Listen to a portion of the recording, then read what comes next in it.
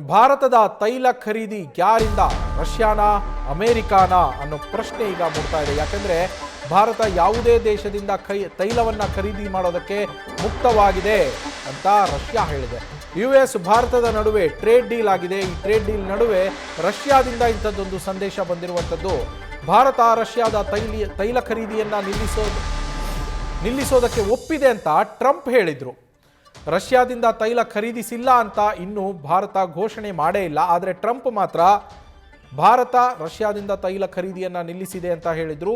ಇದೀಗ ರಷ್ಯಾ ಭಾರತ ಯಾರಿಂದಲಾದರೂ ತೈಲವನ್ನು ಖರೀದಿ ಮಾಡೋದಕ್ಕೆ ಮುಕ್ತವಾಗಿದೆ ಅಂತ ಹೇಳಿದ್ದಾರೆ. ರಷ್ಯಾ ಹೇಳಿಕೆಯಿಂದ ತೈಲ ಖರೀದಿ ಎಲ್ಲಿಂದ ಮಾಡುತ್ತೆ ಭಾರತ? ಅಮೆರಿಕದಿಂದಲಾ ರಷ್ಯಾದಿಂದಲಾ ಅನ್ನೋ ಚರ್ಚೆ ಈಗ ಜೋರಾಗಿ ನಡೀತಾ ಇದೆ.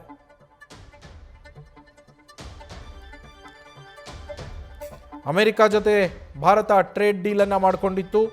ಈ ಟ್ರೇಡ್ ಡೀಲ್ ಆದ ನಂತರ ಭಾರತದ ಮೇಲಿನ ಸುಂಕವನ್ನು 25% 18% ಇಳಿಕೆ ಮಾಡಲಾಗಿತ್ತು. ಇದೇ ಸಂದರ್ಭದಲ್ಲಿ ಟ್ರಂಪ್ ಅವರು ಹೇಳಿದರು, ಭಾರತ ಕೂಡ ನಮಗೆ ವಿಧಿಸಿರುವಂತಹ ಟ್ಯಾರಿಫ್ಗಳನ್ನು 0%ಗೆ ಇಳಿಸಬಹುದು ಅನ್ನೋ ನಿರೀಕ್ಷೆಯಲ್ಲಿ ನಾನಿದ್ದೀನಿ. ಇದು ಆದಷ್ಟು ಬೇಗ ಆಗತ್ತೆ.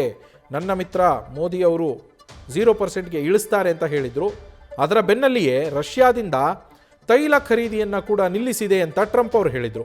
ಆದರೆ ಇದುವರೆಗೂ ಭಾರತ ಎಲ್ಲಿಯೂ ಸಹ ಅಧಿಕೃತವಾಗಿ ಹೇಳಿಕೆಯನ್ನು ನೀಡಿಲ್ಲ.